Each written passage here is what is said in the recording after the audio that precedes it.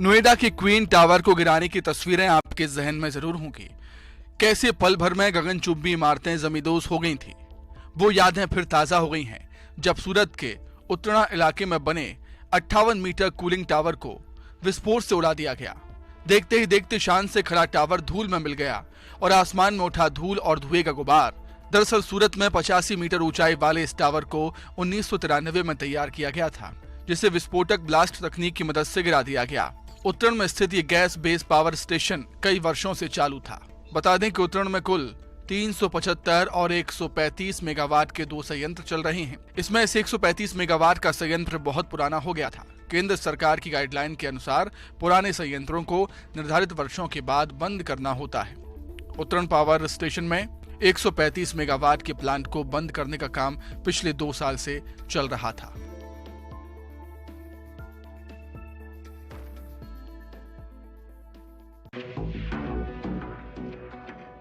बीच शहर, वाहनों का आवागमन, कई गाड़ियां पास में खड़ी हैं, यात्री भी गुजर रहे हैं और धधक रही है आग। बस की सभी खिड़कियों से अंगारे निकल रही हैं। तस्वीरें फिल्मी लगती हैं लेकिन हकीकत है। छत्तीसगढ़ के अंबिकापुर जिले के कोतवाली थाना क्षेत्र की यह घटना है, जहां अचानक बस में आग लग गई। गनीमत रही कि हादसे के वक्त बस में कोई सवार नहीं था। सूचना के बाद फायर ब्रिगेड की गाड़ियां मौके पर पहुंचती हैं, आग पर काबू पाया जाता है। असामाजिक तत्वों के द्वारा बस में आग लगाने की आशंका जताई जा रही है।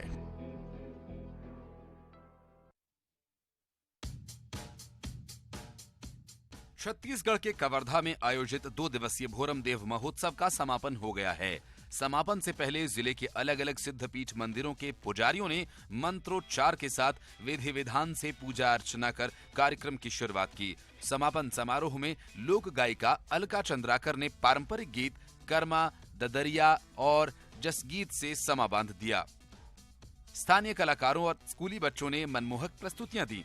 देश की कई ख्याति प्राप्त कलाकारों ने अपनी प्रस्तुतियां दी।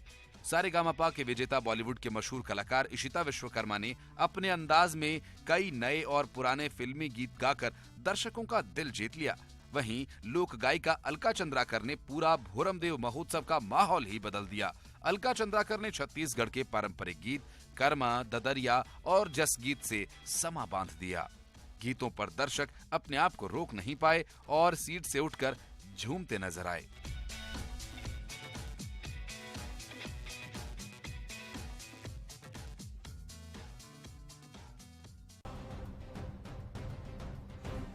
छत्तीसगढ़ में पश्चिमी द्रोणिका का असर लगातार देखने को मिल रहा है। राजधानी रायपुर समेत जशपुर, कबीरधाम, मुंगेली, बेमेतरा, बिलासपुर, बलौदाबाजार, महासमुंद सहित कई जिलों में बारिश हो रही है। गर्मी में मानसून जैसे हालात बन चुके हैं। मौसम विभाग ने अगले 4 घंटों के लिए अलर्ट जारी कर दिया है। प्रदेश में 10 जिलों के लिए अलर्ट जारी हुआ है। रायपुर समेत प्रदेश के कई जिलों में गरज चमक के साथ अंधड़ चलने और वज्रपात होने की भी संभावना है। प्रदेश के तापमान में गिरावट दर्ज की गई है। आसमान में बादल छाए हैं, कहीं कहीं तेज हवाएं चल रही हैं। बेमौसम बरसात ने मुश्किलें बढ़ा दी हैं।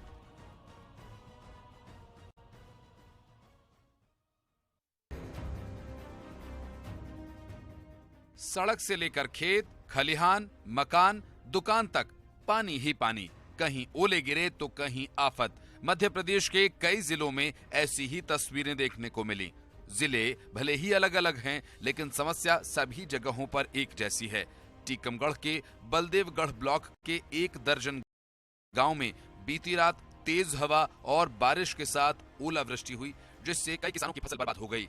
जबलपुर में आधी रात को जमकर बारिश हुई और इस बारिश ने जहां मौसम का मिजाज बदला, वहीं किसानों की चिंता बढ़ा दी। बारिश की ऐसी मार पड़ी कि फसल खेत में ही तबाह हो गई। गेहूं, चना, सरसों को सबसे ज्यादा नुकसान हुआ। संतरा, लहसुन, धनिया, मसूर, इसबगोल, अलसी की फसल भी प्रभावित हुई है। कई जिलों के लाखों किसान की फसलें प्रभावित हुई हैं। इधर सीएम शिवराज सिंह चौहान ने 25 मार्च तक फसल के नुकसान के सर्वे का काम पूरा किए जाने के आदेश दिए हैं।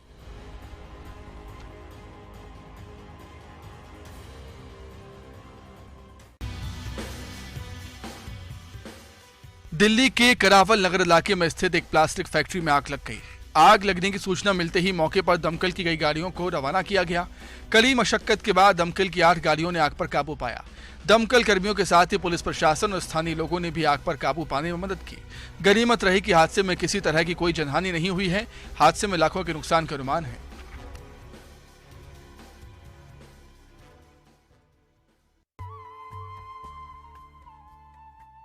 आदिशक्ति की आराधना का पर्व चैत्र नवरात्र, इसकी तैयारियां पूरी हो चुकी हैं। मंदिर जगमगा रहे हैं। छत्तीसगढ़ के जगदलपुर स्थित मां दंतेश्वरी मंदिर में पूरी तैयारियां हो गई हैं। इस बार 3500 से ज्यादा मनोकामना दीप जलाए जाएंगे। दीप प्रज्वलित करवाने के लिए इस बार देश और विदेश से भी भक्तों के ऑनलाइन रसीद कटवाई जा रही हैं। वहीं इस बार पहली रसीद प्रदेश के मुख्यमंत्री भूपेश बघेल के नाम से कटी है। प्रदेश की खुशहाली के लिए मुख्यमंत्री भूपेश बघेल के नाम से जोत भी जलेगी। मां दंतेश्वरी मंदिर जगदलपुर और दंतेवाड़ा में चैत्र नवरात्र को लेकर भव्य तैयारियां की गई हैं।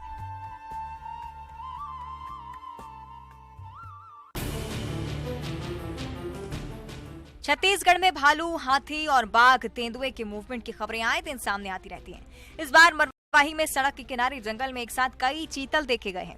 लोगों ने रुककर चीतल का वीडियो बनाया। गर्मी बढ़ने पर चीतल पानी की तलाश में गांव की ओर रुख करते हैं। चीतल के जंगल में गर्मी के समय पानी की समस्या हो जाती है, जिसके कारण चीतल जंगल से निकलकर आवासीय क्षेत्रों की ओर पहुंचते हैं।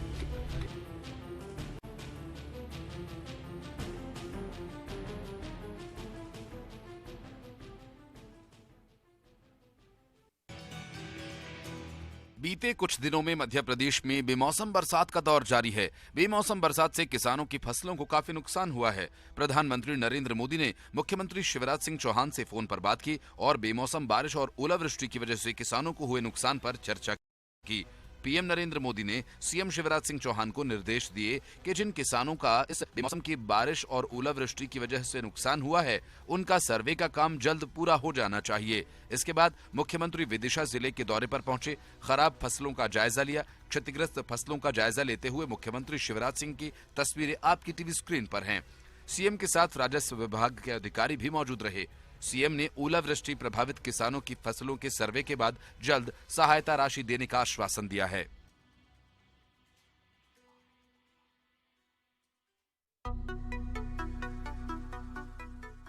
गुड़िया की मटकती आंखें, साज और श्रृंगार, शादी का जोड़ा, महफिल सजी है। गांव वाले शिरकत करने आए हैं। शादी के गीत बज रहे हैं और महफिल में लग रहे हैं ठुमके। गुड्डे गुड़ियों का खेल सबने बचपन में तो खेला ही होगा, लेकिन सूरजपुर के रामपुर गांव में ये खेल आज भी जारी है। जी हाँ, यहाँ ये रिवाज है। पिछले 3 सालों से यहाँ गुड्डा गुड़िया की शादी धूमधाम से कराई जाती है। इसमें पूरा गांव शरीक होने के लिए आता है। ग्रामीण कहते हैं कि यहाँ इंसानों और गुड्डे गुड़िया की शादी में कोई फर्क नहीं है। फर्क बस इतना है कि यहाँ दूल्हा गुड्डा होता है और दुल्हन गुड़िया। रस्मों में होने वाले खर्च के लिए गाँव वाले चंदा इकट्ठा करते हैं और फिर इसे निभाते हैं। ये अनोखी शादी गांव वालों के लिए किसी त्योहार से कम नहीं, बच्चों की खुशी तो देखते बनती है। पूरे गांव के लोग गुड्डा और गुड़िया की शादी कराते हैं और उसे आशीर्वाद देते हैं।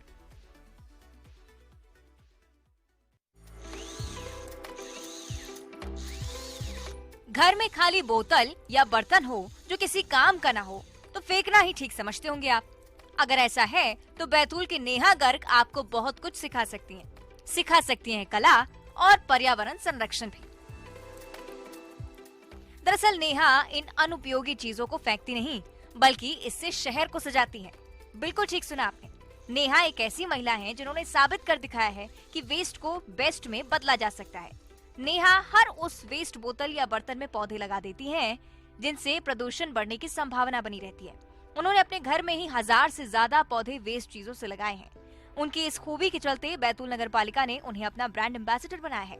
इस पद पर आकर नेहा ने शहर में सिंगल यूज प्लास्टिक की बोतलों और कबाड़ से कलाकृतियां बनाकर शहर के चौक चौराहों पर लगवाई हैं। नेहा के इस प्रयास की तारीफ प्रदेश के सीएम शिवराज सिंह चौहान भी कर चुके हैं।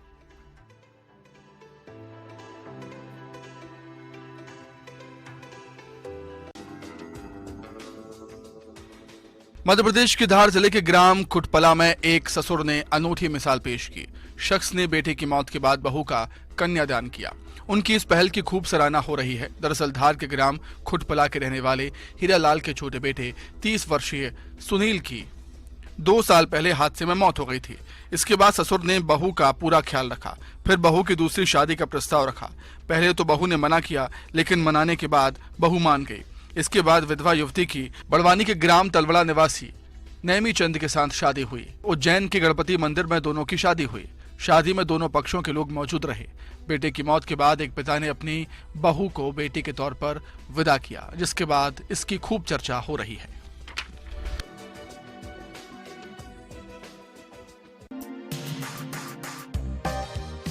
आप जंगल सफारी पर हों और दीदार हो जाए टाइगर का तो लुत्फ में 4 चांद लग जाते हैं। और अगर उमरिया टाइगर रिजर्व घूम रहे हैं और मुलाकात बाघिन डॉटी से हो जाए तो क्या ही कहने। बांधवगढ़ टाइगर रिजर्व की मगधी जोन में अचानक सैलानियों के सामने बाघिन डॉटी आ गई। डॉटी के साथ उसके 2 बच्चे भी थे जो मस्तमौला अंदाज में टहल रहे थे। इस नजारे को देखकर सैलानियों के रोमांच की सीमा नहीं रही। मशहूर बाघिन डॉटी को मगध की रानी भी कहा जाता है। रोमांचकारी ये वीडियो वायरल हो रहा है।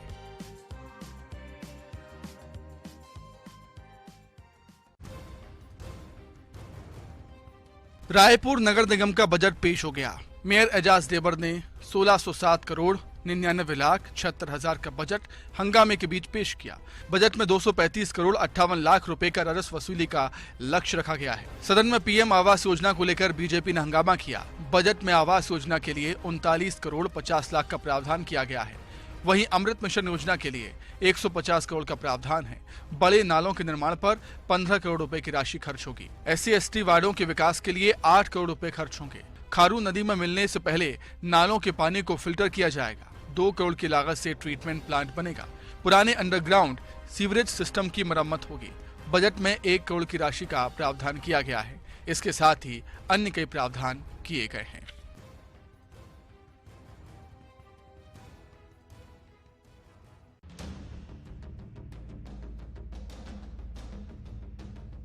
वो मौत ही तो है जिसका कोई तय समय नहीं होता। कब आ जाए कहा नहीं जा सकता। मौका था काम से वक्त निकाल थोड़ा अपनी जिंदगी जीने का। मौका था सभी टेंशन से मुक्त हो, दोस्तों संग महफिल में थिरकने का। और मौका था दिन भर की भागदौड़ से निकलकर जिंदगी को हवा देने का। लेकिन किसे पता था ये रात आखिरी होगी। दरअसल भोपाल का एक ऐसा वीडियो सामने आया है जिसमें एक पल खुशी थी तो अगले पल मातम। पहले देखिए इस वीडियो को। देखा कैसे लोग मगन मस्त होकर थिरक रहे हैं और गाने भी ऐसा की जैसे आने वाले पल की बात कर रहा हो। बस आज की रात है जिंदगी, कल हम कहां तुम कहां। हुआ भी ऐसा ही कुछ। ये रात भर की जिंदगी रह गई। दरअसल वीडियो में पीले रंग का शर्ट और उसके ऊपर से काले रंग की जैकेट पहने ये डाक विभाग के असिस्टेंट डायरेक्टर सुरेंद्र कुमार दीक्षित हैं, जो एक कार्यक्रम में पहुंचे हैं। देखिए कैसे वो गाने पर थिरक रहे हैं। लेकिन जैसे जैसे गाने का अंतिम शब्द आ रहा था वैसे वैसे इनकी मौत नजदीक आ रही थी और गाने खत्म होने से पहले ही इन्होंने थिरकते हुए दम तोड़ दिया।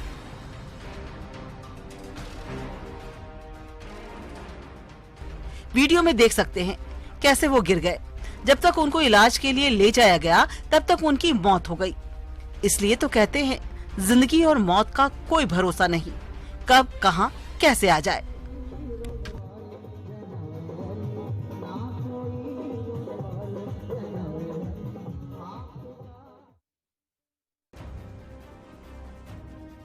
बीते कई दिनों से छत्तीसगढ़ में लगातार बारिश हो रही है। ये बारिश लोगों के लिए मुसीबत तो है ही, सिस्टम की भी पोल खोल रही है। तस्वीरें बलौदाबाजार जिले की, जहां बारिश के बाद विकास की पोल खुल गई। सड़क निर्माण की गुणवत्ता को लेकर तो सवाल आए दिन उठते ही रहते हैं। बारिश हुई तो पता चला कि निर्माण में मुरम के बदले मिट्टी से भराई की गई है। आलम यह हुआ कि अब रास्ते से गुजरने पर गाड़ियां फंस रही हैं। बाइक से लेकर अन्य गाड़ियां लेकर गुजरने वाले लोगों की मुसीबतें बढ़ रही हैं।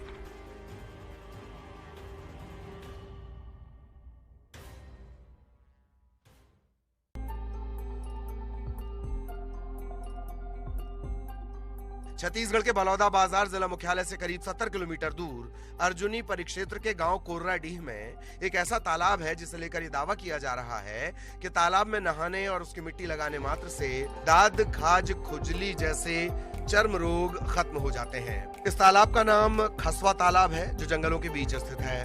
प्रदेश के अलग अलग जिलों से रविवार के दिन लोग यहाँ नहाने पहुँचते हैं। लोग बताते हैं कि इस तालाब में नहाने से पहले इसकी मिट्टी का लेप शरीर पर लगाना होता है, फिर तालाब में स्नान। नहाने के बाद पुराने वस्त्र त्याग कर भगवान भोलेनाथ को जल चढ़ाया जाता है। आरजू, मिन्नत और लगभग सप्ताह भर के भीतर चर्म रोगों से मुक्ति। गांव के लोग कहते हैं कि तालाब के जल और मिट्टी में दैवीय शक्ति है, इसके चलते ये सब कुछ हो रहा है। लिहाजा इलाके में तालाब की खूब ख्याति है। इसके चलते दूर दूर से लोग यहाँ पहुँचते हैं।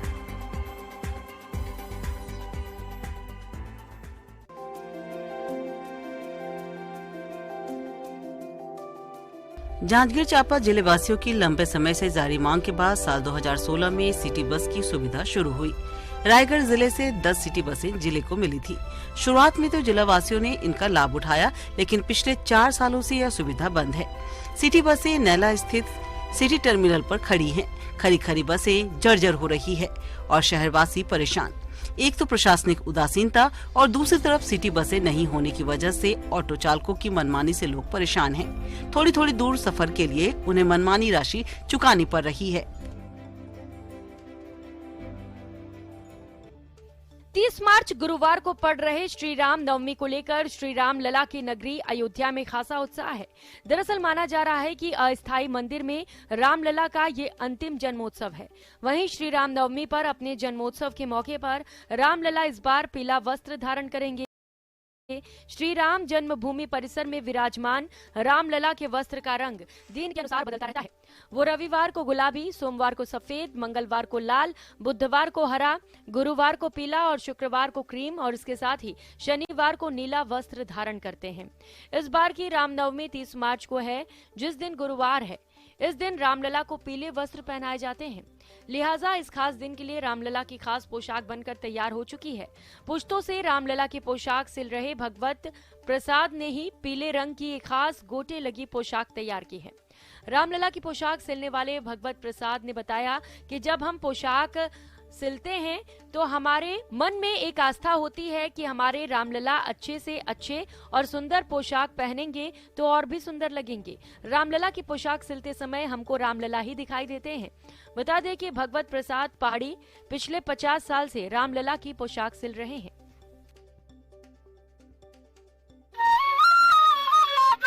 सासाराम के चितौली गांव के रहने वाले सुंदरिका हर मायने में खास हैं। हाथों में बांसुरी और चेहरे पर मुस्कान वाले जिस शख्स को आप देख रहे हैं, वो जब बांसुरी बजाते हैं तो उन्हें सुनने वाले सुनते ही रह जाते हैं।